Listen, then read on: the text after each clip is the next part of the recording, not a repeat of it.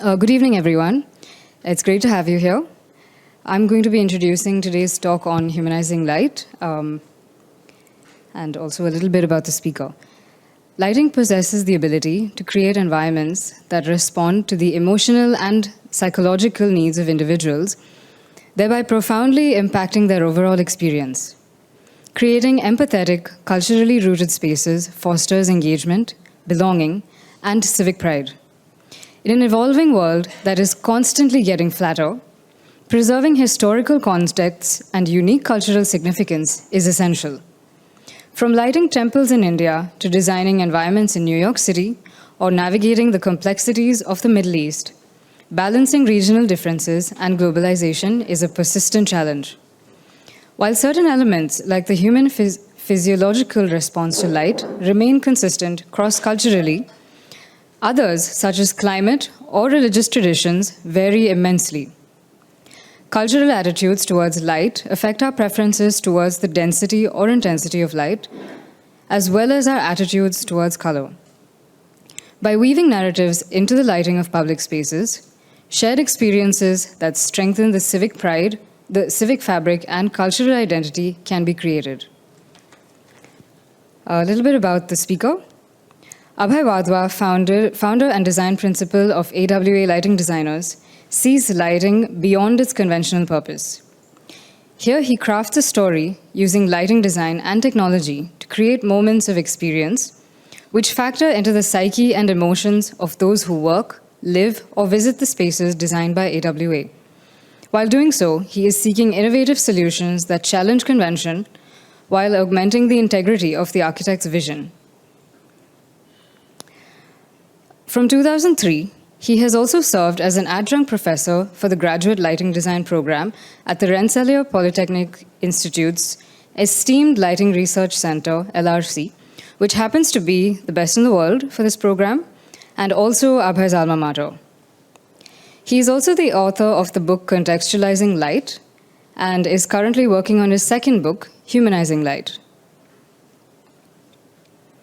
Abhay founded AWA Lighting Designers in 2002 and has quietly been focused on questioning the lighting zeitgeist ever since. Based in New York City, he works extensively with the world's leading architecture and design firms in the fields of commercial and mixed-use developments, urban planning, transportation, infrastructure, hospitality, and healthcare. He is an internationally acclaimed keynote speaker, educator, and author of numerous advanced lighting engineering and cultural lighting articles. He's worked with the United Nations Foundation on projects that address issues that marginalize many of the world's population. He has also been referred to as the Poet of Light by a Canadian journalist, and in lighter moments takes this title very seriously.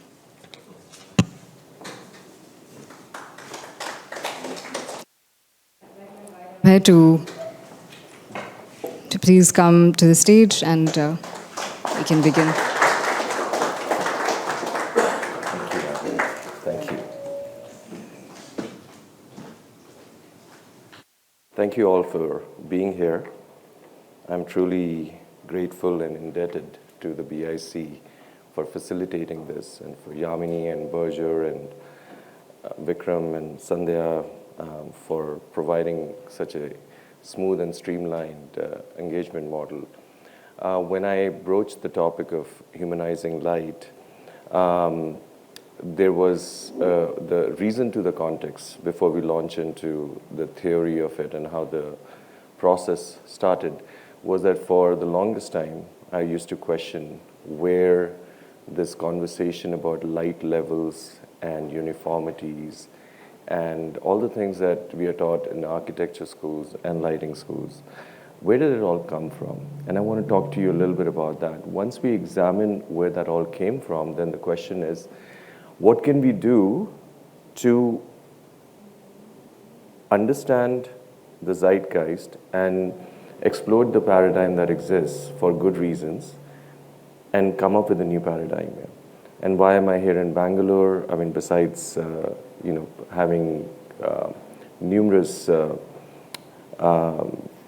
amazing friends, it's also a place where I feel that if we have to look at innovation and reinventing or coming up with a new paradigm, then it's a beautiful place to have that conversation. So what I like to do is not talk to you so much about my projects and other things, but more about the purpose behind what we do, right? I'm sure many of you. How many in this room are architects or have architectural connections, right? So besides the architects in the room, there are many of you who know about the whole form and function conversation, right? Now, form and function conversation is connected to putting, whether you put function first or form first, going back to Bauhaus, to all the greats in the Western world talking about it. The one thing that nobody spoke about is, hey, but what about the person who's using the space or who's in the space, right? How do you actually respond to that? No, that's a function. I mean, we'll do lighting so that they function better. I said, well, we're talking about human beings, right? So human being that they're beings, not human doings, right? Because human doing is like, no, they'll work, they'll do this, and they'll be functional, they'll be better. So there's a reason why we're called human beings and not human doings, right? So I said, what about the conversation which is connected to the wellness of the individual or the group of individuals? How do we create spaces that help you be the best version of yourself? Is it possible to turn the house lights off? Thank you. Is that okay, or is that too? No, I think there was a light in the corner that you were going to turn on. A little louder? Sure. Is that okay? Is that okay? Okay. Right? So the question that came up is, how do you humanize light? Do you do it through light levels? Do you do it through contrast ratios and uniformity ratios and what I call the IKEAization of lighting now? That is, every light is now like an IKEA shelf product, with guidelines on how to use it. So then where is the requirement for architectural lighting design? Because everything is becoming what is called event management and selfie moments, right? So what is the purpose of architectural lighting design? If everything is off the shelf, and we have had some meetings, myself and my colleagues, where the developer has said very clearly, oh, what's there? I'll put this on so much on center and I get this much light levels and you're done.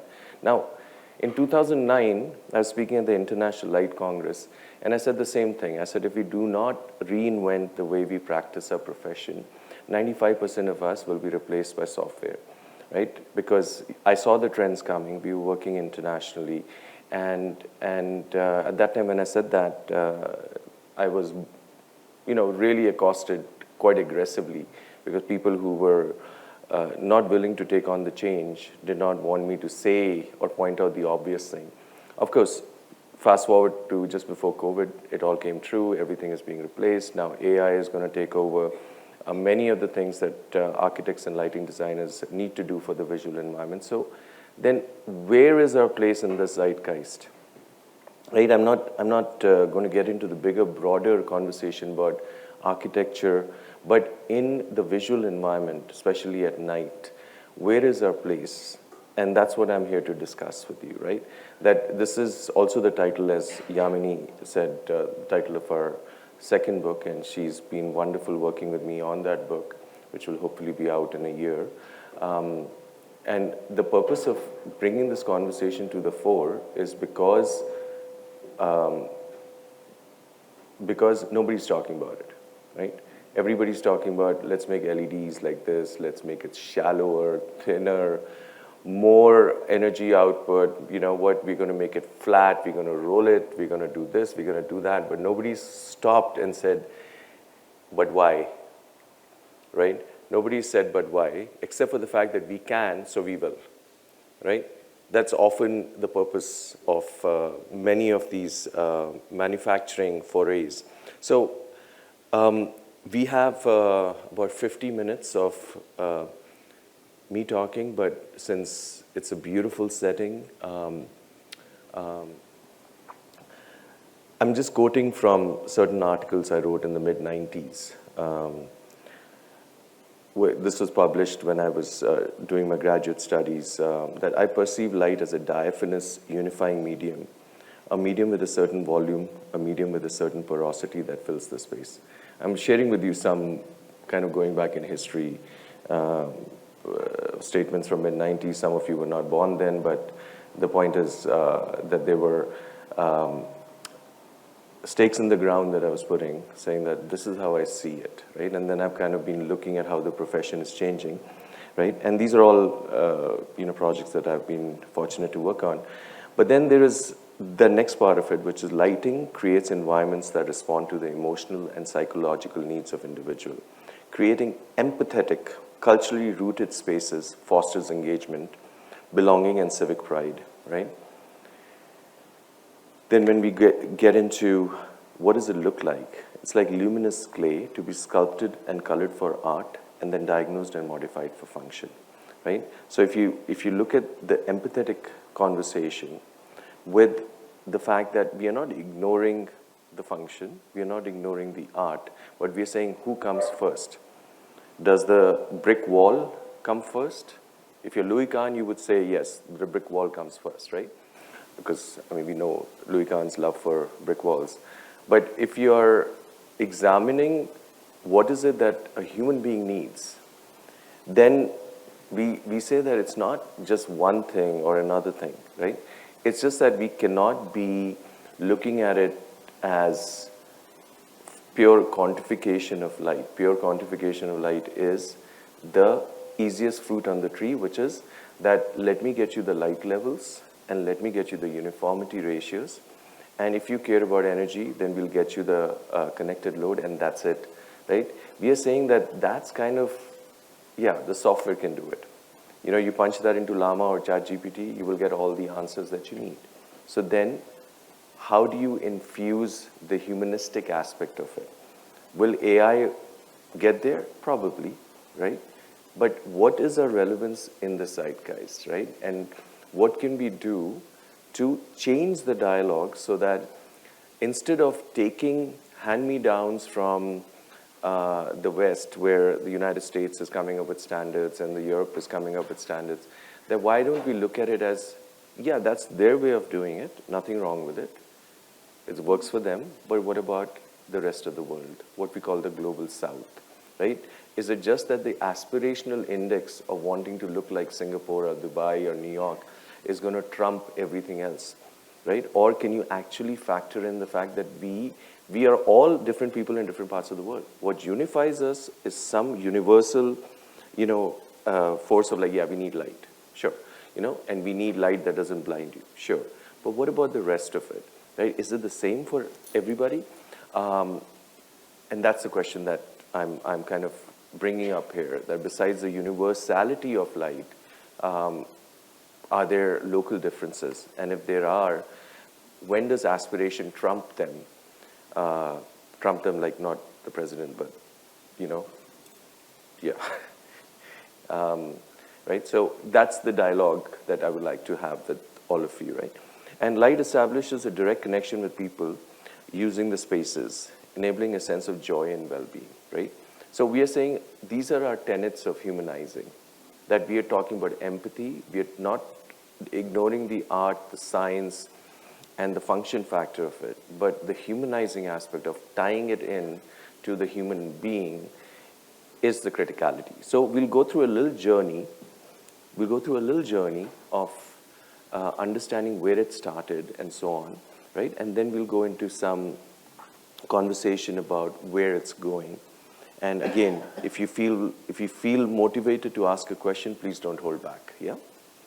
So we're going to do this in 4 parts, and there's a lot of information, but the same seminar is taught over a 3-hour session, so I'm kind of summarizing it into a 1-hour session, right? And again, if you have questions, I'm very happy to answer them either tonight or via email or WhatsApp, right?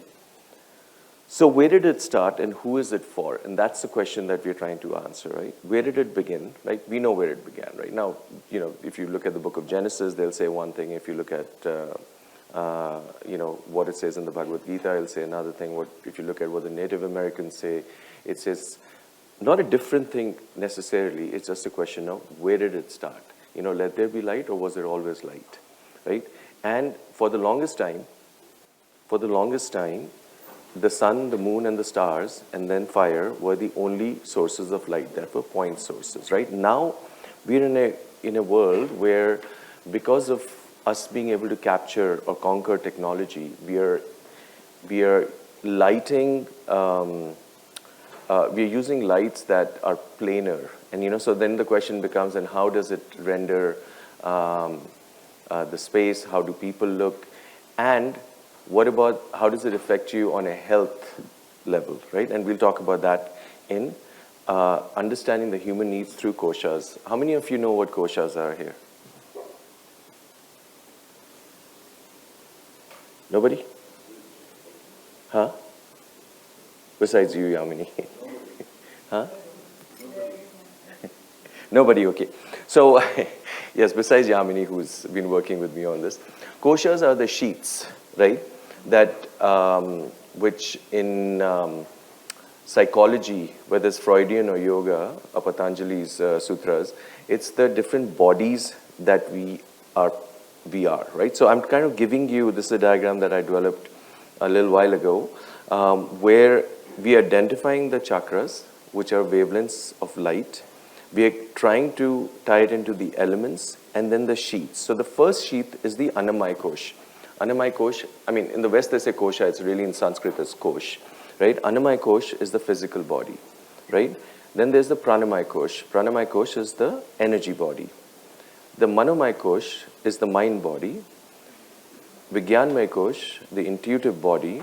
And Anandmaya Kosh is the state of bliss, which is the Samadhi body, right? So where do we usually, which area do we usually work in?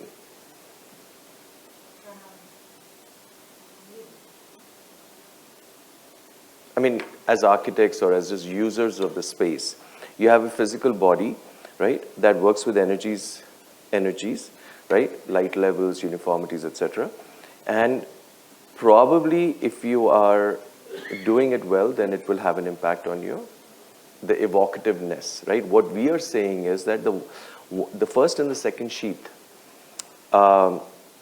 feed it into a software and it'll give you the answers. But we need to work on 3 and 4. The last one, which is the Anandmaya Kosh, is a difficult place to get to with just lighting and architecture. But our effort is to work with the mind and the intuitive body, to create spaces that are helping with these sheets, these koshas, right? How do you do that? If you break light down, what is light made up of? Anybody? Photons, that's the particle theory. Then there's the wave theory. Yeah, it's electromagnetic. It's the visible part of the electromagnetic spectrum, right? Which ranges from 360 to 760 nanometers. Some people say 380 nanometers, right? And that's a visible part. It's in nanometers. Nanometers is a wavelength, right? So what we're saying here is that everything has a measure. Now, guess what? All of these points, and when we talk about impacting you in the mind sheath, mind kosha, which is Manomaya and Vijnanmaya, what we're saying is that you could actually use the energy that is there with the tweaks that we need to impact better wellness in the space, right? Better wellness in the space. Now, that's the model that we are working on. I'm saying that the physical body is taken care of because that's been done for a long time, and ChatGPT will give you all the answers, right? But how do you get to the next level of things? How do you make your space, evocative, not just in terms of, oh my God, look at how we have lit the wall, or how we have not lit the wall, right? Something you want to share? No? I want to get in on that conversation, yeah, so just, before you guys came in, I was saying keep it open, keep it interactive, so, yeah, super. So, everybody follow how this works? Like, what does it mean when we talk about the Manomai Kosh? Sound, light, color, 3 variables. Light and color. Color is light, light is color, right? Light is made up of different nanometers wavelengths, right? Sound is frequency. If you remember physics, right? Frequency is the inverse of wavelength multiplied by the speed of light, right? That's really it. But everybody's related in this. Color and light are together. Frequency is the inverse. So I can use frequencies, right, which are connected to your brain. Now, I don't have enough time to get into the rewiring of the brain through light, color, and sound. But what I'm saying is that if you want to impact the Manomai Kosh and the Vigyanmay Kosh, right, there are methodologies of doing that with the technologies that are available to us. Okay? And that means that you will trigger different types of waves within the brain. You'll be able to accomplish things to create spaces which are like, wow, I don't know what's going on, but something's awesome, right? How many of you have been to nightclubs that are rocking? I'm guessing all of us in some time in our life, right? What is it about a nightclub? Some nightclubs have great DJs, right? But nobody's dancing. It sucks, right? Because he or she's doing a great job, but nobody's feeling it. And some places they could be but people are just like, oh my God, this is amazing, right? So the longest held secret with the DJs is that there is a certain frequency that if you infuse in the subwoofer, that it triggers euphoria, right? So if you infuse that in your speakers, right, that the audience, the downside is that they won't need as much alcohol to dance, right? Because they'll be able to do it without. But you can do all those things, right? You can trigger euphoria. Now how many of you know about the Schumann resonance? I'm just keeping track of the time. Schumann resonance, 7.83 hertz. That's the frequency of the planet, right? It's also, what is the frequency of the planet? It's a very popular chant. Thank you. Whoever said that, awesome, right? 7.83 hertz is when you chant Om, in octaves of 7.83 hertz. Now, Mr. Schumann came around and said, yeah, that's cool, but I'm taking it over and I'm calling it Schumann resonance, right? Goes to NASA and sells it as Schumann resonance, and every NASA, the satellite ships, right, where they have astronauts, has Schumann resonance. Why? Because it grounds the astronauts, right? Because that's a frequency that they need to stay together, right? So what I'm saying is there are many examples like that out there. I'm just giving you 2, euphoria and astronauts. So extrapolate. Why is it that when you had this, when they put in the mobile antennas and the birds started leaving cities, right? Because that again is a frequency, that again is a wavelength. I know these mosquitoes are loving me, yeah?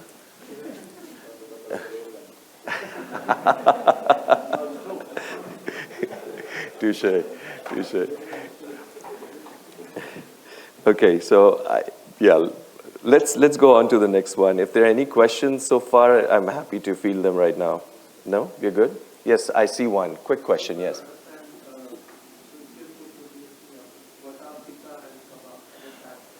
Those are the 3 gunas. So 3 gunas are the chakra, kosha, dosha. Those are the 3 gunas that if you follow traditional Chinese medicine or Ayurvedic medicine, that is how your body is composed. You're never one, you're a combination of things. What that does is that has a direct connection to your body, and what we have is an algorithm that checks your gunas and is able to tweak the wavelengths and frequencies according to that. Thank you for the question. Yeah. When you say human resonance, can you tell me? Because the question gets recorded. Thank you. when you talking of human resonance, you say resonance in the body, or I mean, each body part may have this thing, the mind. Let me say, for example. Yeah. So when I say human resonance, when I say human organ resonance, what I was referring to are the frequencies that exist within the body, right? So for the knowledgeable physicists, they know what's wrong with your body based on things that they can read from the body, right? I also talk about the resonance in alignment, right? So those are both connected. So when your organs are not in the right frequency, we're getting into physiology and biological sciences.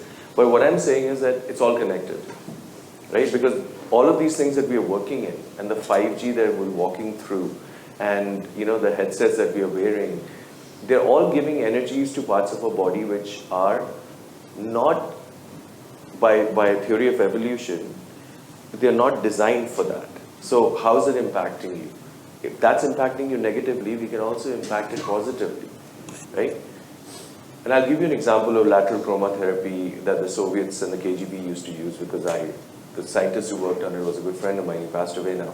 But I'll get to that in a minute. So we will come to that. And if we can't spend enough time on it, ask me about this again, because it's one of my favorite topics, which is lateral chromotherapy. Where it's used for interrogation purposes, but it can also be used, flip side, for betterment of people. So that you get the resonance going and you get them in alignment. So I don't want to sound too esoteric on this, because it's actually all scientific and functional. So let me get to that slightly later, yeah? So physiological differences. We respond to light depending on our eye color, right?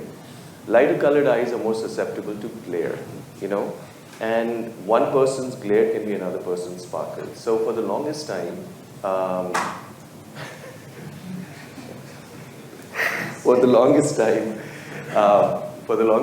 we had this concept of glare. So I remember that when I was at the Lighting Research Center, and I was the first Indian there, and all my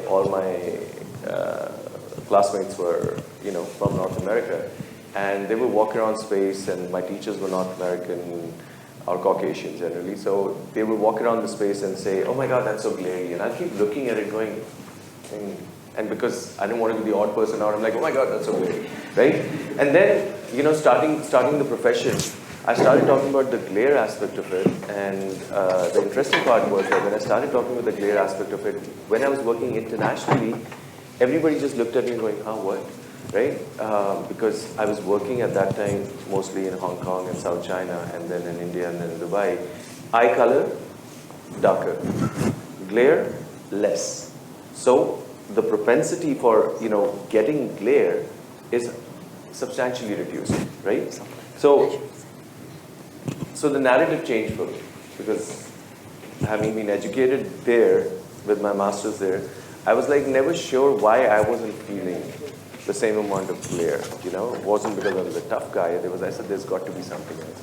So when we started doing research, we got this, right? So one person's sparkle is another person's glare.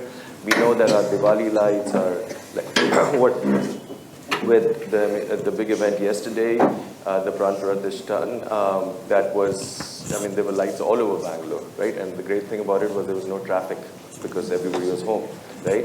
But that's not, if you measure it, by the metric set up in the global north, it would be glary, if you measure it, right? But tell me how many of you find Diwali lights glary, right? We're used to it. Okay, one part. Second, our eye colors are different, right? For the most of us, right? So the point is that the metrics that have been grown in one part of the world are not necessarily relevant to what we do, right? So we don't question, right? Somebody was asking me in a meeting today, it's like, how are you going to get this, to people? They, architects and developers. I said the big conversation here is that if you know, then you question, right? If you don't know, then you don't know, right? So it's good that you know that you don't know this, and then you can go researching or applying this into projects, right? So let's go through this. We're only in the first part of it. I just want to keep a track on time because I know we are stringent on that. So light and human development, right? So let's just go through. You'll understand the link here that I'm talking about the context that I work in, which is, well, I work in many countries, but in New York City. Now, what happened in the 50s in America, right? You see that image on the left, that everybody said more light, better sight, right? This dominator approach, the light levels were 1,000, I'm talking about a regular open office, 1,000 lux, right? Everybody's saying 1,000 lux, more light, better sight. Give me more light, I'll function faster, which is all rubbish, right? Because that's not how the human eye works. Because it caps out. You don't need, rest of it is just wasted, right? Then the OPEC crisis happened. I'm just taking one example, 1973, right? And what happens then is that they're like, you know, we could actually do with half the light. So 500 lux, because energy was an issue, affordability was an issue. And then 10 years later, right, in the mid-80s, there was again another round of reductions, and it came down to 300 lux. So when you go into an office, when we used to have conventional office and not work from home and computers and all, what was the number that was bounced around? Are you giving me 300 lux? So this is, so from the 50s to the 80s, in 30 odd years, it went down to 30% of the light.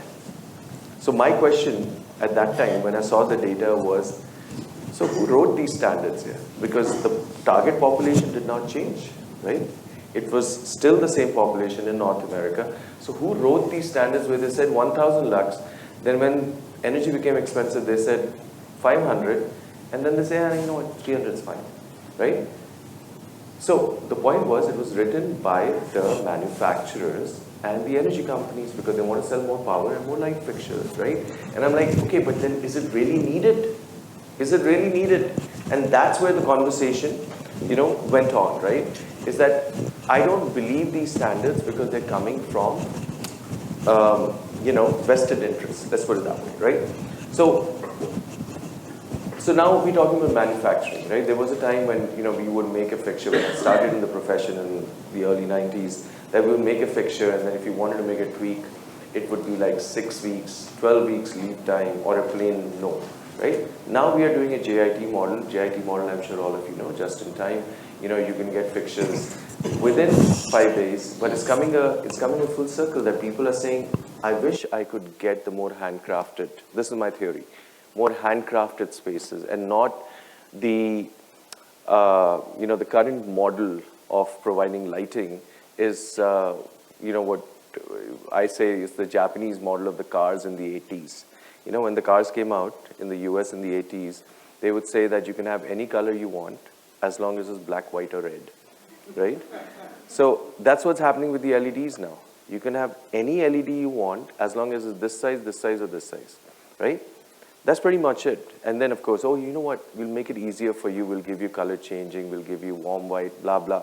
But really, the point is that do we have the subtlety that we wish to infuse, right, with this bespoken project? So that's something to think about, right? Then this is a hype cycle that we use, which is the Gartner's, well, it's derived from Gartner's hype cycle. That how does it work? How does technology adaptation work, right? And then we can start understanding why are certain spaces lit the way they are in certain countries, in certain contexts. For example, if you go to tier 2 cities, 10 years ago, everybody had discovered color changing LEDs, and every cigarette stall, pan stall, or whatever, you know, those little stalls had color changing LEDs. What happened there, right? There was a technology trigger, right? That means when the patents became, you know, weren't protected after they ran out of their time, everybody was making color changing LEDs, and it became cheaper. So then there was like this whole trigger, right? But before that, let's rewind the clock, right? Just to understand this, that initially when LEDs came out, I don't know if you would remember this, in the early 2000s, and we at the Lighting Research Center were testing it, and all manufacturers are saying 100,000 hours, it's going to last forever. 100,000 hours is a long time, because in a regular operating cycle, you're doing 3,500 hours, right? So you do the math, right? 20 years plus. And we tested it and said, no, that's rubbish, because the effective life of LEDs is going to be done in 5,000 to 10,000 hours. Lawsuits and other things happened. All of them were debunked by, I mean, they didn't have any legs because what we were showing was data. So there was a trigger where everybody said 100,000 hours, right? And then when they didn't get 100,000 hours, it came crashing down. It's like, this technology, man. You know, there's some salesman sold it.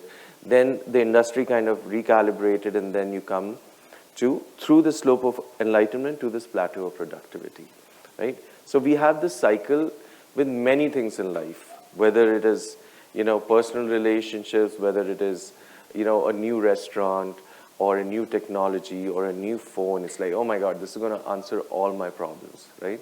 So there is a peak of inflated expectations. Now, when you start looking at how lighting design is applied, you can start understanding where that economy is, right? And why is it that the client is asking for certain light levels, you know, for certain light levels. So I'll give you a short story. I just want to keep track of the time. Short story, I did a big, beautiful project long ago, and crafted it. It was a handmade shoe store, right?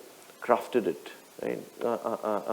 Right? And M.F. Hussein's nephew was the owner, and M.F. Hussein was the sculptor. And then the shop opened next door, which looked like a Kmart being like general fluorescent light. So the guy says, I'm not paying you the rest of your bill because you haven't given me enough light, right? Because he's seeing that. And I'm talking about inflated, because he was equating my work with the amount of light I was delivering. Now, Mr. Hussein comes to the shop and he falls in love with the lighting, right? And then suddenly he's calling me for his second store. I said, I'm not going to work with you because you have no sense of, like, you know, what it is to do that. Why is that anecdote important? Because I was studying his response. I say, he's got a long way to go to this. So I don't have time to be on the ride with him. So I'll see you maybe when you get to this point, right? Because, I mean, we have to make choices, right? So then we extrapolated that with how does it work with culture, climate, function, lighting solutions, etc. Right? And I'm just going to jump ahead now and talk about culture and climate, right? Which is the cultural anthropology aspect of this conversation. Climate is obviously connected to culture because it has an impact on culture, right? So does it work in architecture and lighting? The McDonald's metaphor, local variations of a global concept. You know, you come to India and you have the Mac curry pan or the Mac aloo tikki, right? And you go to Israel, you have Mac shawarma, Sukumi burger, Pakistan Mac kofta. So basically it's McDonaldizing architecture. So does it work, you know, as event management, as we joke that, you know, event management. What happened, guys? You're leaving? Okay. Get home safe. Yeah. So it doesn't work in architecture, you know.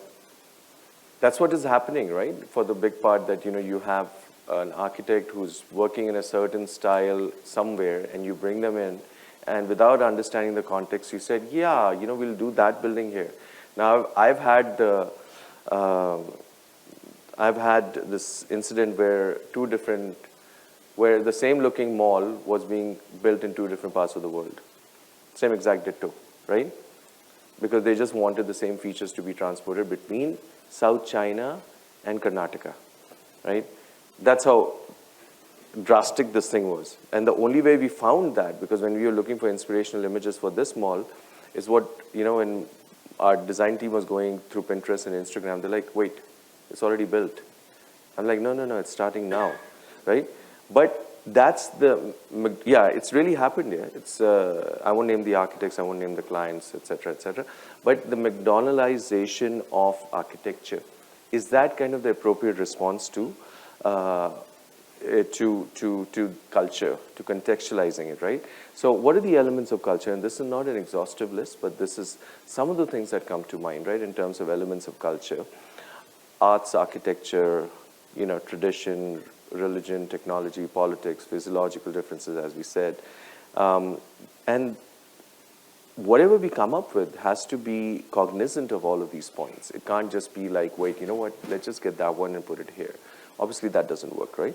So then the big thing in culture is, when did darkness become bad? And this is one of my favorite topics, because even though I'm a lighting designer, I call myself a contrast engineer or a darkness designer, because I firmly believe that to have a balanced space, you need to balance between light and darkness, right?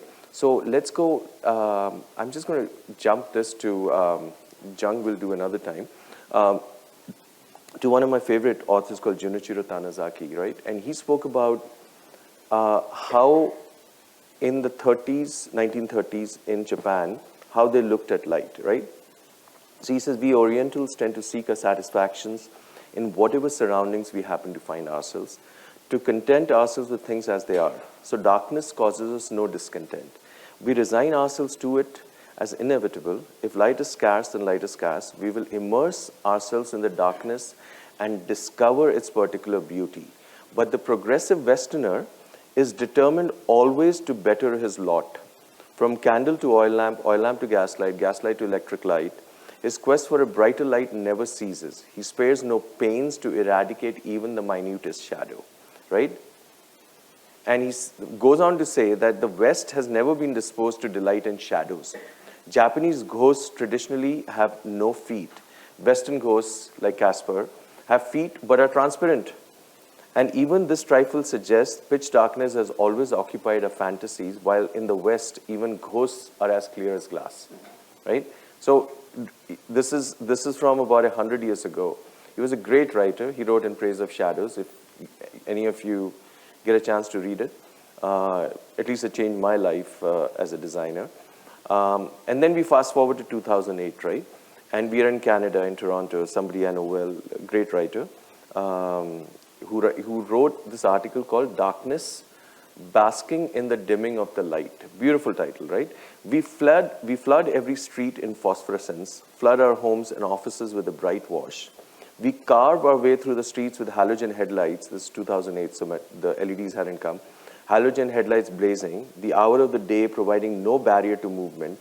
In the face, this is the beautiful line, in the face of our heavy technology convenient culture, darkness has lost its malevolent heft, demoted to a manageable annoyance, right?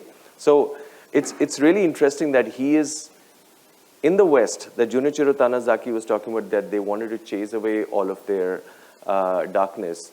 He's saying, please, this is too much. The uniformity, the high light levels is too much. Can we get some darkness back, right? I'm just going to jump that. So what I particularly like to talk about is the balance here.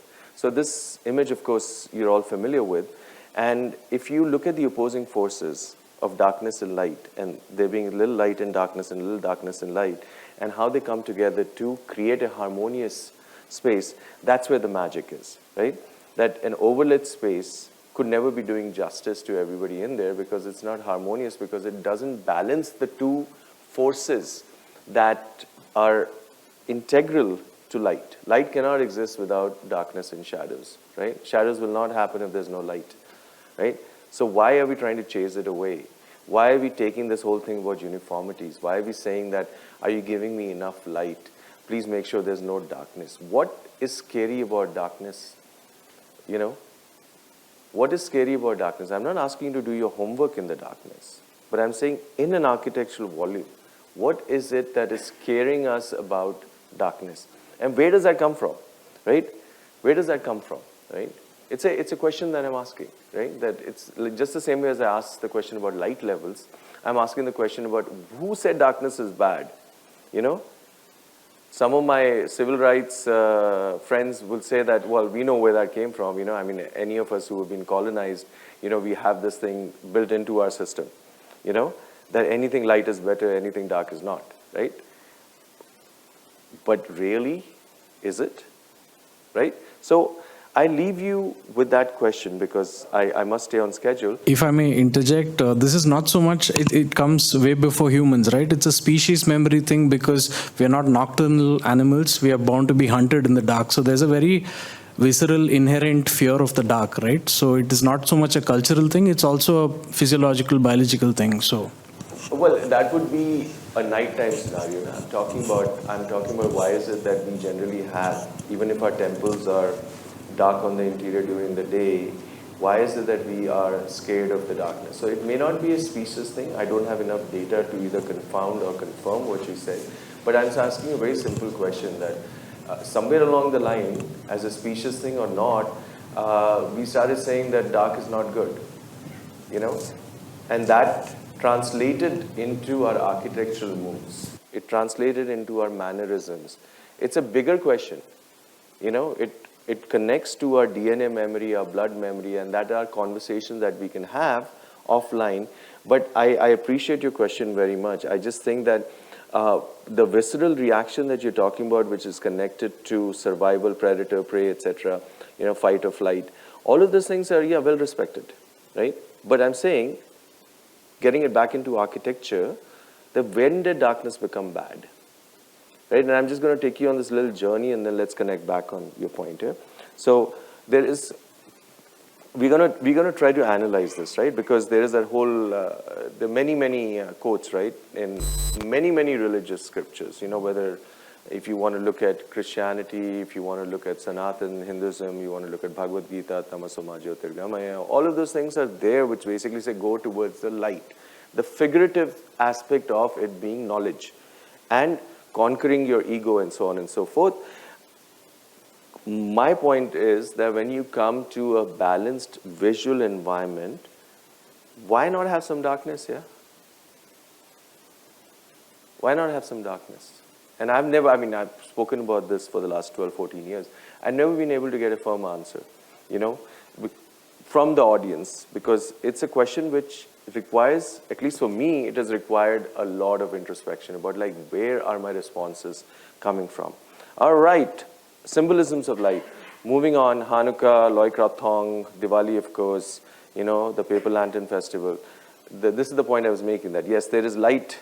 You know, even, you know, when Christmas in the Rockefeller Center, Ramadan or Ramazan as we call it here, right? Everything is connected with light, right? So let's take this further. And I'll tell you why, to the gentleman's question in the back, that there is no,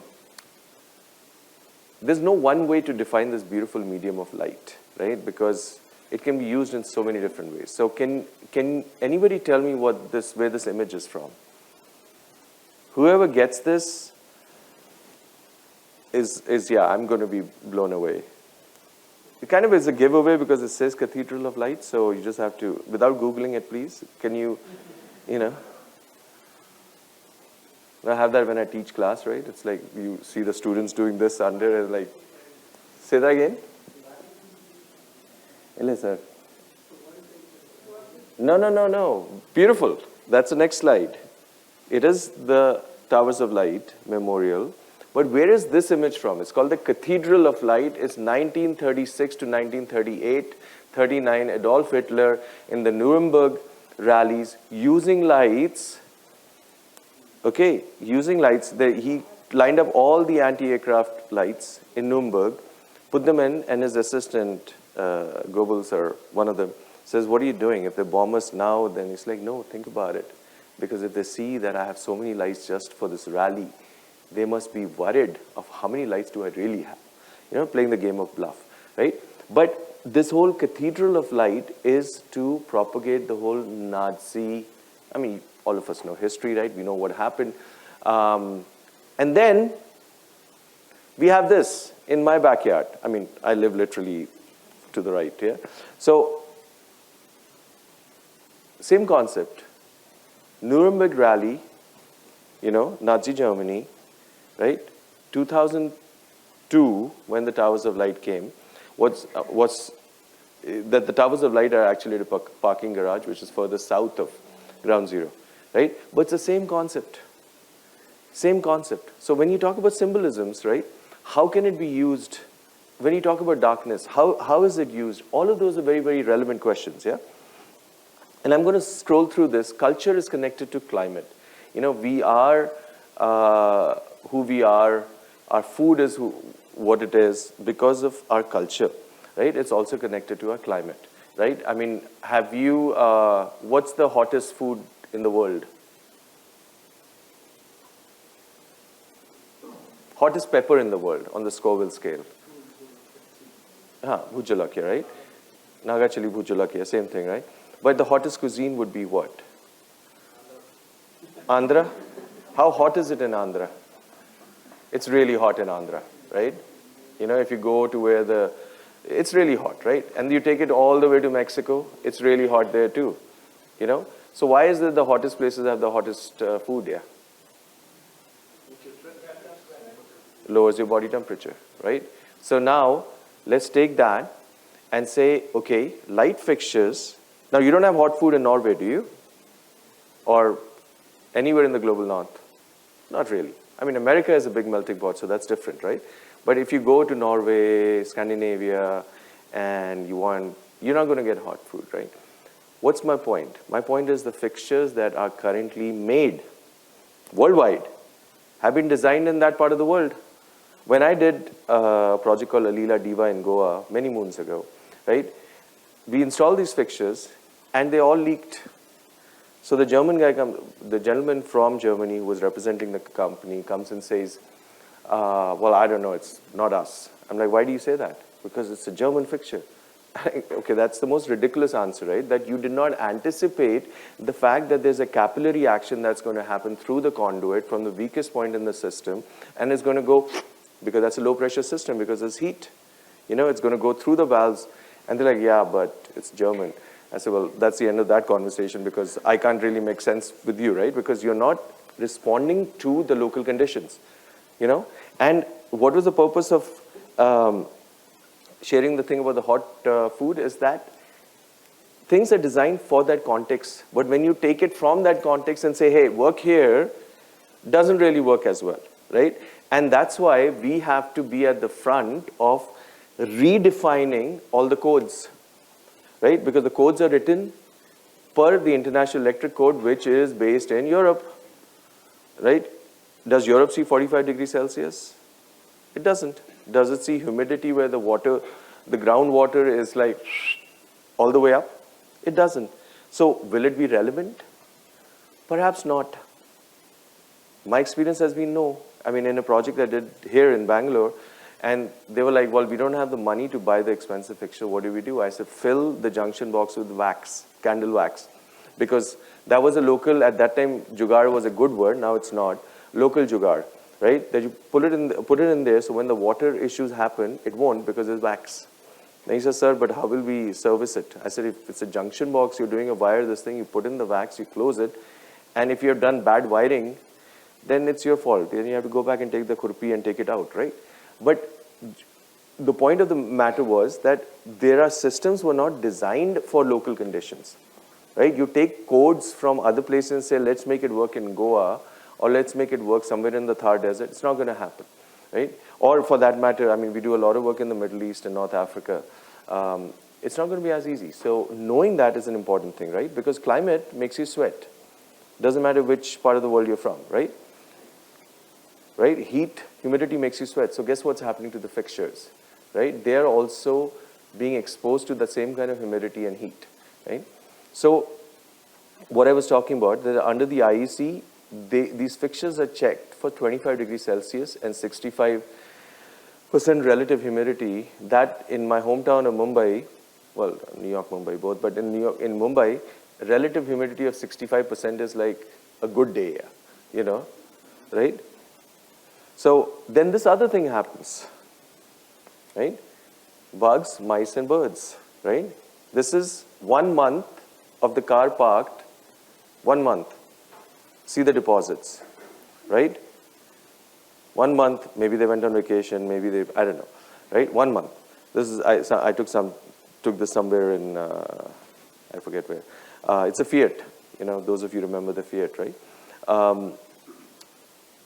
Think about this on light fixtures, right? How many designers do you know who actually make exterior coves, right? Exterior coves, and then you put the wires, etc., right? And then what happens there? It looks good. It looks good on the first week, 10 days, month, and then it's not going to last because the birds will get there. Guess what? If it's cold, the lights are a beautiful warm place to spend the night there, you know? And then what do you do when you wake up in the morning? If you've got a good system, you go to the bathroom here. Where's the bathroom? Right there. So what's going to happen? The lights are going to corrode because this is a caustic material. You know, pigeon poop is caustic, right? Because you leave it on the car, you will not get the paint sheen back. You put it on a light fixture, you will not get the lens sheen back, right? So this is the other impact of it, right? So if it's happening, it's also going to freeze, right? So I'm just going to quickly, we have, just to stay on time, we have a little bit of, we can't extend beyond 7:45, right?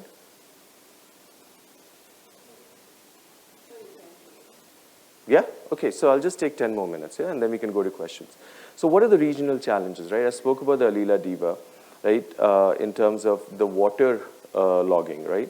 And how do you actually create lights that do not deposit bugs, right? All of these uplights, how are you going to take care of it, yeah?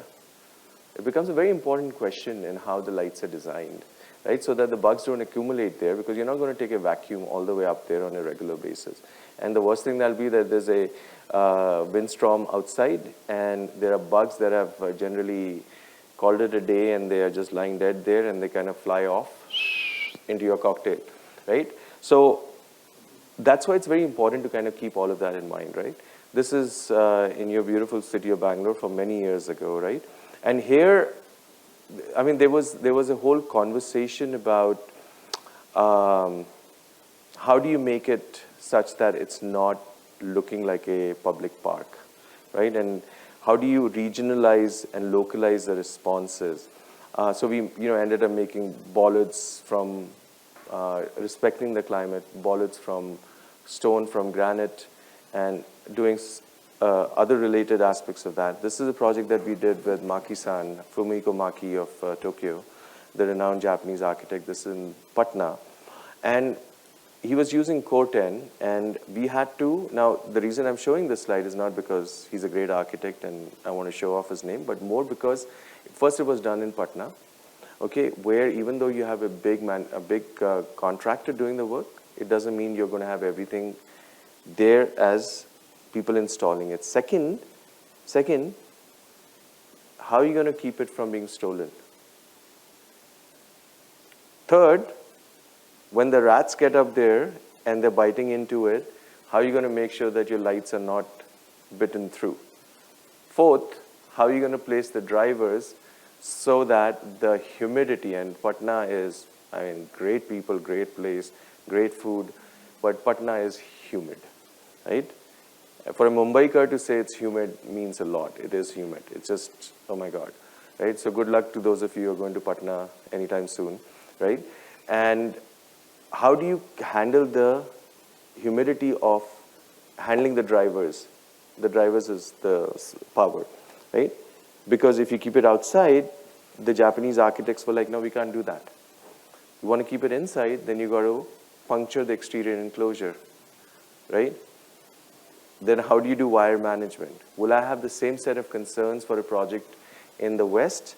No, for a couple of reasons. One, the intricacy of the design is so standardized. So the IKEAization of architectural design has reached such a level that, yes, it impacts creativity substantially, but it also makes sure that all of these little things are handled, right, in a way. But there's no intricacy, right? I mean, it's IKEAization, as I say.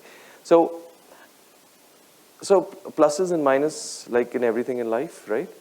This is a project, so this is a very good example. This is something we did in Mumbai, right, of being able to work on a regional challenge of budgets, right, where you know that the building has to be lit, not blasted with light, but pick it up with light, right? But how are you going to handle the ingress, water ingress, right? So the client, so here's the logic, right? This is a regional challenge. When we, great client, awesome client. And I said, Arif, I'm sure he doesn't mind being named because he's very proud of this project.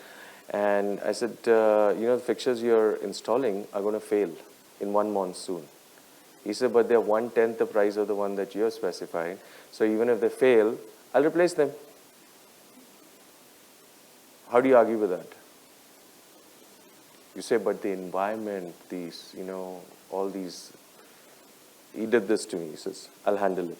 I said, fine. And yeah, it failed. I was right, it failed. Then they swapped it out and redid it. So it was like lighting it for Diwali or for Eid there. It was just basically lit it, ran it for 6 months, it rained, got destroyed, replaced it. Right? Now, what do you do being environmentally conscientious? Any thoughts? What would you do if you were in my place, my shoes?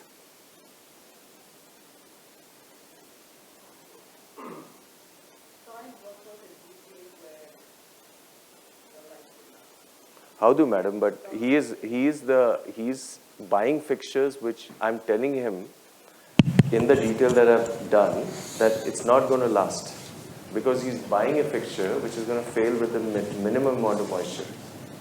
What do you do in that situation? And he said, no, it's okay, I'll just replace it when they fail. Don't like the building. Like parts of the facade balance out. That's budget control is the basis of India. Yeah. Which is nothing wrong with budget control. Is the basis everywhere. I mean, the ingress. After Pick the ingress part. You address the ingress part.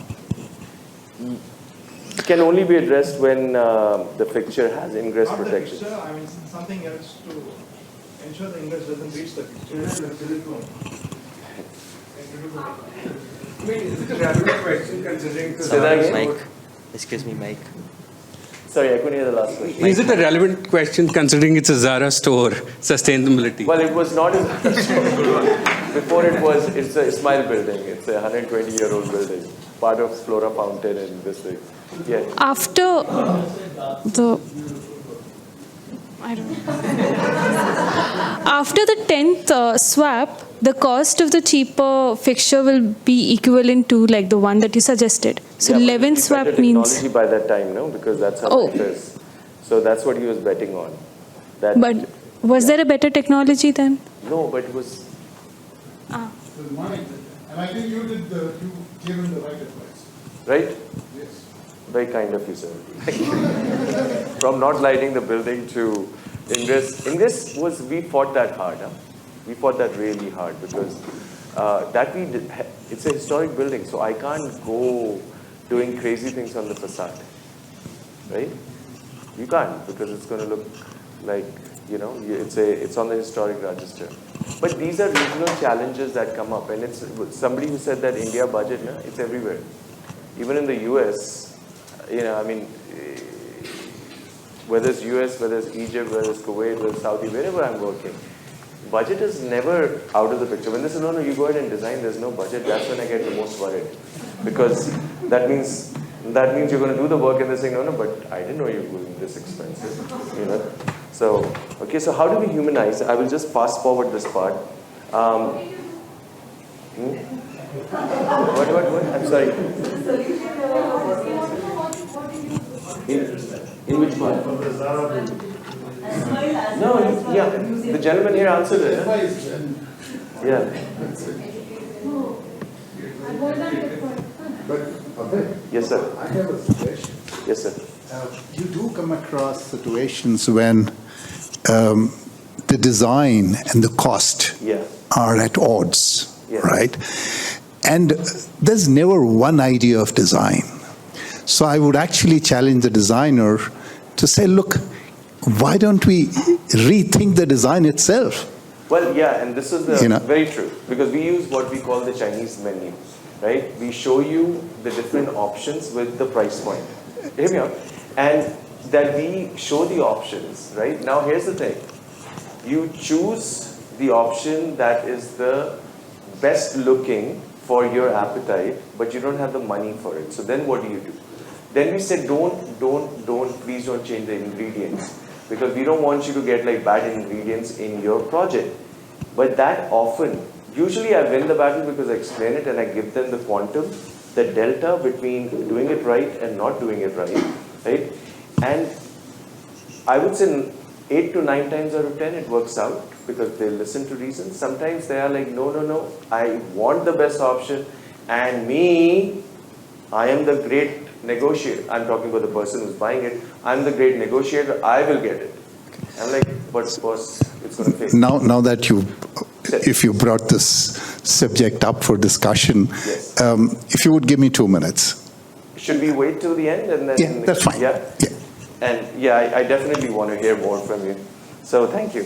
How can we humanize spaces, right? So my big thing is empathy through light, right? That create moments in architecture which are empathetic by utilizing light in what we call the reverential way. Now, some of you will go, wait, what? So there is this whole concept of why do we light facades? Why do we light buildings? Can anyone jump in on this? Any one person. Why do we light facades of buildings? For? Better aesthetical value. For? Projecting? Yeah, image. Whoever said image, right? For projecting the image, where whoever the developer is, they're lighting the facade not because it's an absolute must-have, sorry, it's not, what's that, good to have and must-have, all of those things that we talk about, right? It's because they have to project an image, right? That's what we call power lighting, Shakti lighting, right? What we talk about in our studio, in our research, is how do you create reverential lighting, which in Sanskrit or Hindi is called bhakti lighting, that you go into a space, and I'm not a Swami or a monk or anything, I'm just saying that we look at architecture and how do you create spaces where you're being reverential to the function, reverential to the people, reverential to the person who is paying for it, right? Because that kind of keeps it in the this thing of reality, right? So I'll just give you some examples of what I mean by that. This is the Arc of Return, which is the Memorial for Abolition of Slavery in the United Nations Plaza in New York City, where my goal here was that when we were hired, the reason we were hired is I said this is not a science museum where you're showing how slavery happened and how la la la la la. I said this is about creating moments where the person visiting of whatever race is seeing this and has tears in their eyes saying never again, the transatlantic slave trade, right? So there was an empathy angle which immediately connected with the jury, etc. And we did that. We just used 2 types of lights and it was all about creating that glow and the empathy, right? This is a project that's done here in India, National War Memorial in New Delhi, where the conversation was, because the Indian Army actually got it built, they were like, what about poles? I said, no poles, right? In our culture, we light what's called diyas, right? These are martyrs, shaheeds to defending our country. We are going to put, these are all the names, right? All of these are names. We're going to put diyas, electric, so that you create this moment of reverence, And they're like, but what about people not being able to see each other? I said, they've come here to pay their respects, reverential respect to the shaheeds, to the martyrs, not to see each other. When they have to see each other, there are other areas, right? So that was with a clear purpose of empathy, yeah? This is a project I did with the United Nations in Seoul, where we were raising funds for, this is under Secretary General Ban Ki-moon, raising funds to donate mosquito nets in Africa. And the empathy on this was that we were able to identify an African village and what it would mean. One, to protect your family and child from malaria, right? And second, the counterpoint that what it does for the community. How do you create a sense of community? This is it's a little bleached out here. My apologies for that. It looks really good on the screen. This is Akshardham in New Jersey, which is a Swaminarayan temple, which is considered the second biggest Hindu temple in the world. biggest outside India. And here the idea was, again, if you look at the other images, that it's all about creating that feel of contemplative calmness while being reverential. So what we did was that we said no, nothing to stop your view. You can see the Akshardham still getting built in the back. Nothing to stop your view all the way back. Everything becomes kind of a frame towards when Akshardham comes behind the Neelkant Varney statue, and create moments which are just in reverence to what's happening beyond, right? So then we just quickly go into the wellness part of how we work. Unfortunately, I don't have enough time because I want to take questions.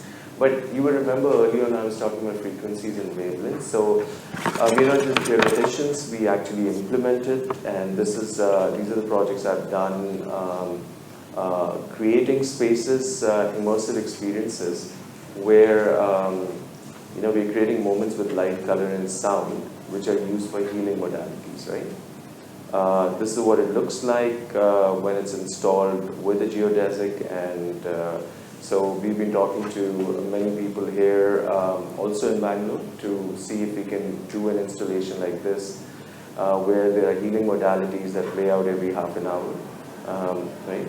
And then just quickly, because we're out of time, and maybe we'll have an opportunity to talk about biophilia another time. But the big question, and then I'll stop after this, is where are we heading, right? So I've already given you the background to why I think that the way lighting design is practiced, in order for us to stay relevant, we need to re-examine what is it that the audience needs, what is it that the human being needs, and how do you humanize that approach as against talking about hard numbers, right? So we think it's more important. This is from one of my favorite immersive experience companies called Team Labs, that is, they are in Japan. We think it is more important that many people have the opportunity to experience artwork rather than just limited people buying or owning artwork by themselves. So what they're doing is they're creating artwork in the public realm using light, color, and sound and projection art. And what's the point of this? That we are looking at creating immersive, what is the future going to hold? For one, I'm not touching technology now, because that all of you are well read on, but I'm saying more on the fact that we're going to be creating immersive environments. You know, that art is architecture, and art, the lines are going to be fuzzy, right? And again, please remember that if you're in the operation theater and you're a doctor who's operating on a patient, this statement doesn't apply, because there the function of doing cardiac surgery trumps the whole concept of creating uplifting moments there, right? So creating moments like, I mean, of course, they're geniuses. I'm a big fan of their work, right? So just to conclude, the profession will change substantially and remarkably in the next 5 to 10 years. Most of us will have to find a true value in this evolving landscape to better embrace the widespread changes that are occurring, right? And this is my QR. If you wish to send me an email or send me a WhatsApp, please feel free to scan it. I'll be happy to answer your questions if I can't get to them today. So on that note, thank you all for coming, and I'm happy to take questions, especially from the gentleman in the front row, if you want, please. You know, the 2 minutes that I asked from you was actually got triggered by you talking of the Chinese menu. But I have a question prior to that. So let me ask that, and if you have time, then we'll go on to the Chinese menu bit. You know, you talked of, you referred to the zeitgeist, and also on the anthropological argument, right? And, you know, in culture, you've brought everything. So I actually at times disaggregate it and, you know, look at it in more individual pieces, so that becomes a little easier to handle. But let me stay with cultural anthropological dimensions for lighting design, be it architectural design, and the zeitgeist. How do you handle when they are at odds? And how do you resolve it? And invariably, who wins? Okay, I've never looked at it as who is winning, right? Often it is a part of, sorry, go ahead. No, in the sense, it's not the question who wins, who prevails. Because who prevails then determines what gets done.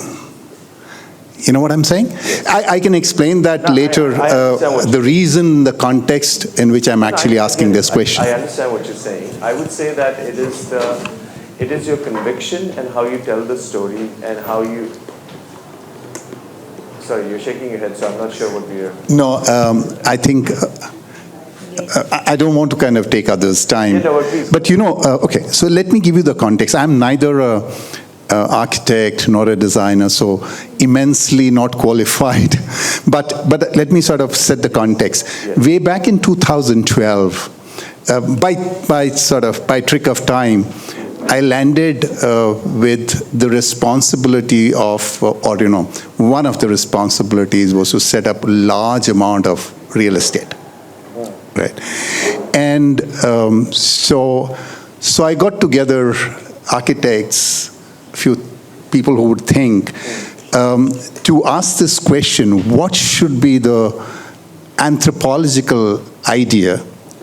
There, of course, I broke it down to socio-political and climate idea of what you call of design in the Indian context, right? And then you also have the mood of the period. Yeah. Many times you find those at odds. So what is the question exactly? How do you resolve that, and who prevails, right? Yeah. In the sense, if I'm sure you... We are actually headed to, at the invitation of some good friends, we can continue this conversation after, because what you're asking me is a very big picture question, because in some amount of experience and wisdom that one gathers, you say that there is no one answer to your question. Because I would rather say that, okay, you give me A, B, C, D and the multiple choice, B always wins. I can't do that. I can give you percentages and it's a grayscale. So I'm sorry I'm not able to get you, but we'll stay engaged, because I really like what you said. Because life is, it's like you have your value system, you have what you need to stick to in terms of your principles, and then you have to get it built without selling your soul. So how do you do that becomes a very important journey. So we'll get to it. Let me see if I can, because... Can I ask a question? Yes. We talk of nighttime lighting only, all what you have talked of. Can you look at daytime lighting, where the day lights will keep on changing, summer, winter, evening, morning, to create an image? Yes, I mean, most of this cultural anthropology, where light and color is about the visual environment at night. I will be very happy to send you a paper that I've done, which then led to a patented product called the Horizon Light, or in Sanskrit it's called Yika Light, where we have studied the skies in 12 different cities in 4 seasons, right? And using MATLAB, we have documented what the sky looks like to see how it will impact the transition to nighttime. See, I'm not really getting into the whole aspect of that impacting art, and why is it that Monet painted in this kind of light, why did Chagall paint in another kind of light. I'm not getting into that. I'm just saying that in terms of the light in the southern hemisphere, in the northern hemisphere, how does it impact our existence and our journey into dusk and nighttime? You see, there was a myth that was held for the longest time, which was that people in India and hot climates prefer cool white light, because during the day it's so blazingly hot, therefore we must go to cool. It was a little asinine when they said that, right? Because it was basically, my counter response was that because Philips was not selling the cool white lights overseas, they made up a story. Did I say Philips? We'll have to delete that. Then they made up a story saying that, oh, the biggest, one of the biggest consumer markets, they need this light. It's rubbish here. It's absolute rubbish, right? So what's the point of the story? That we can make up storylines on what the population needs, but if you can scientifically quantify how the journey is happening, then you make an informed decision. So I haven't spoken about that aspect of my research, primarily because we were focusing essentially on a nighttime scene. But I will add, before I move on to the next question, that the movement of light over time is a big aspect of the analysis, of the cultural analysis. You know, why is it that the light in sub-Saharan Africa, we're doing some projects there, why is it that it feels so different during the day, right? Than what you would have, you know, about 1,000 kilometers north. Now, we know why, because scientifically we know why, the sun and etc.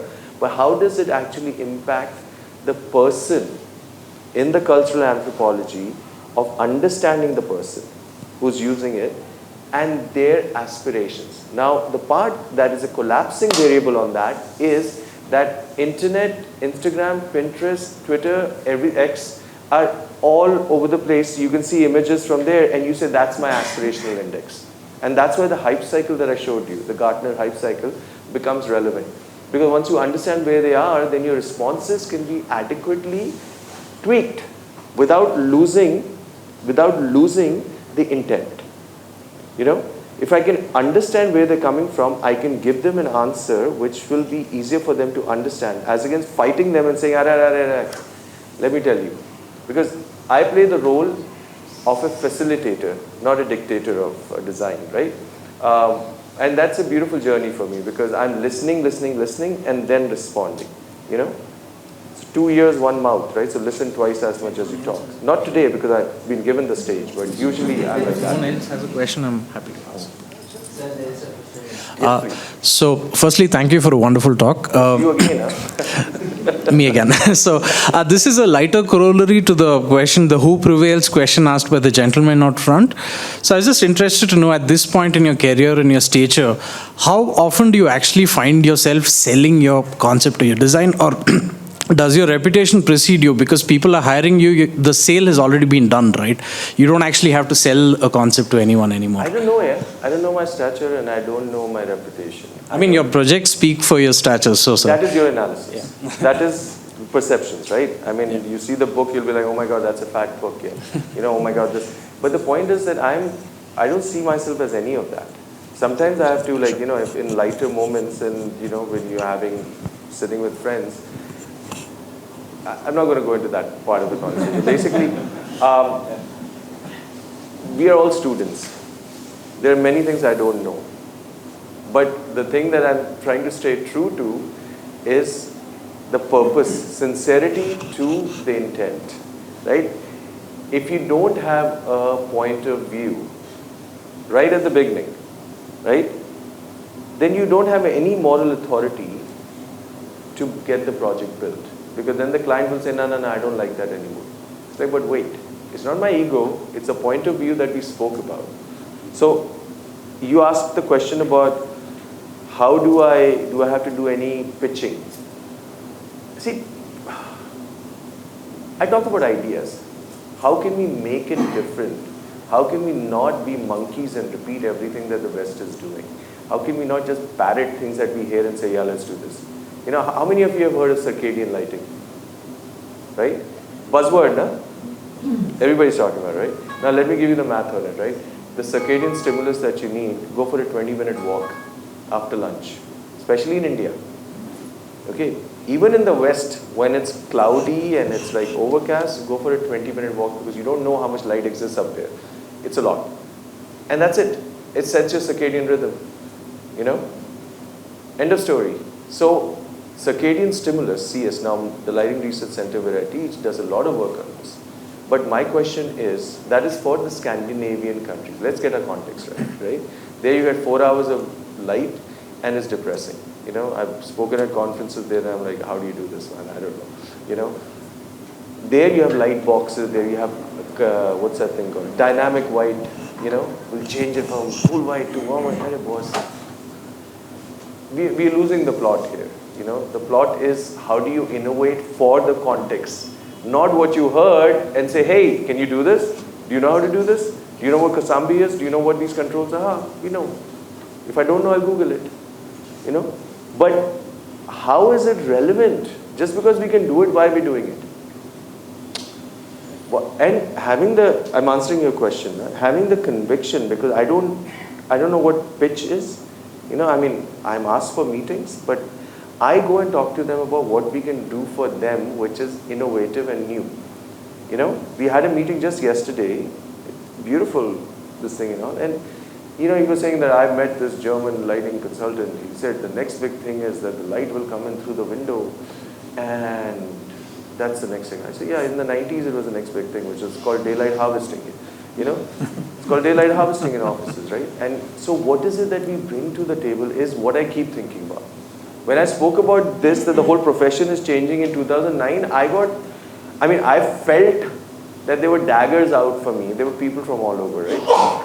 Because I said, and they were like, who is this Indian guy talking about this? You know, we are all whatevers. And I'm like, you may be whatevers. I've just traveled the world and done the work to tell you that what the vendors are doing here and how we work in the US or how we work in Europe is totally different. So get used to the fact that you may not have a job the way you're practicing it. You know? So long and short of it is, to cut a long story short, is that I don't really know how to answer that question. I'm a notoriously bad self-observer, so you tell me and I'll tweak my presentations accordingly. I don't know. You know, I just go in and do what I think is right for the project. Right? I hope that it's not too right brain for you. No, I think it's an individual answer, right? I'm sure your journey is going to be very different from someone else. No, I'm just saying there was a point in your journey where you probably stopped, because I'm sorry to use the word pitch again, because the ma'am here spoke about budgets and all of that. So I think that's always like an inherent part of every thing that you do, right? Every project that you do. But I mean, it's an inherent part of every second of your life, no?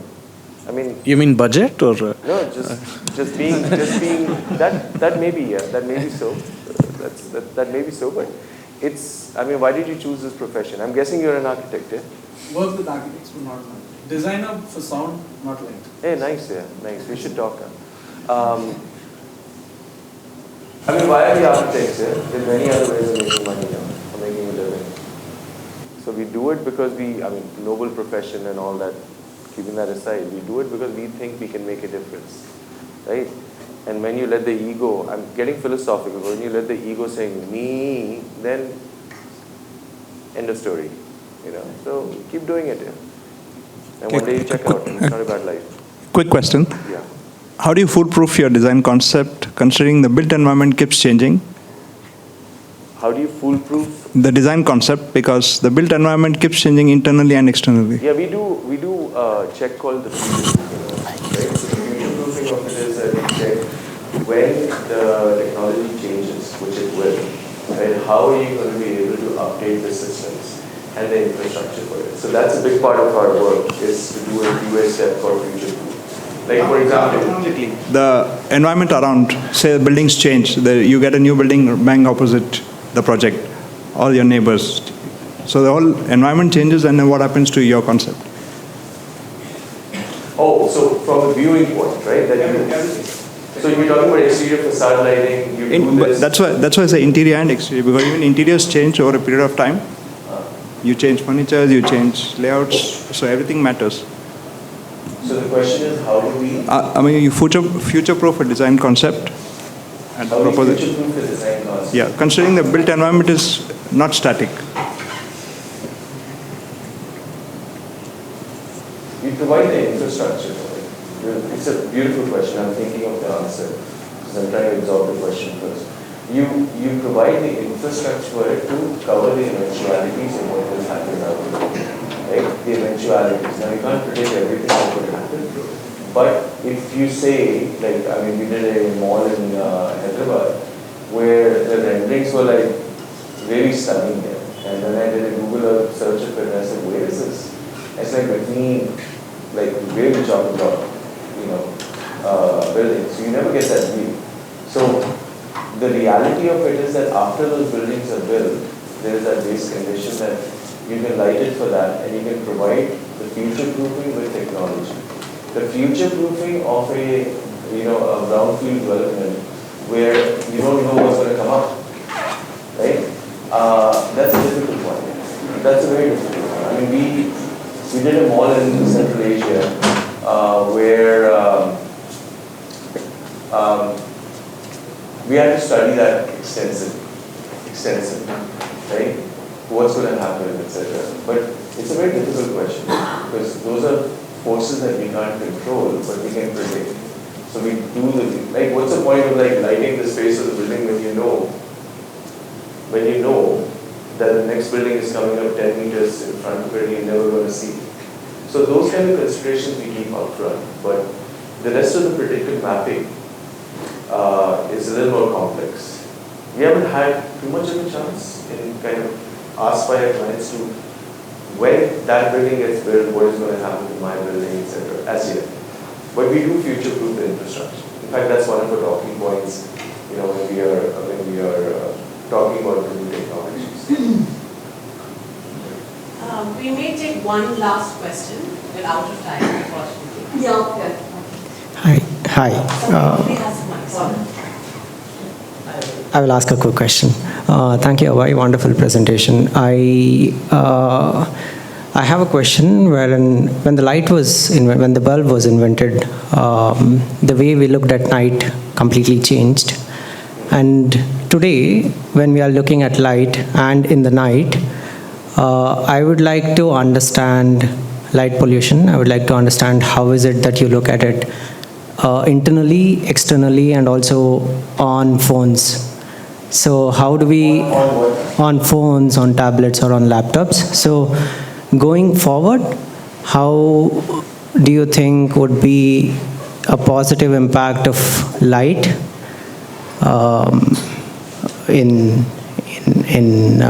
nature? Artificial light. Positively impact of artificial electric. Positive impact of artificial lighting towards climate and nature. Yeah, I mean, let's be clear that anything that we do at night, right, which is polluting or trespassing, is not really helping nature. It's not helping birds. It's not helping migratory patterns. It's not helping any of the animals. So there is that whole concept that in the next part of the talk, and the second part of the book is called The Othering of Light, right? The Othering of Light talks about this. This is, for how many million species of living beings exist on this planet? Anyone? 8.4 million, 84 lakhs, right? Of living species. We're only one species out of that, right? So we have to be respectful of the rest of them, which is most of us, right? In terms of living. So how do we positively impact is being the least harm created to their life, right? I have a light that I have a patent on which is called Ahimsa light.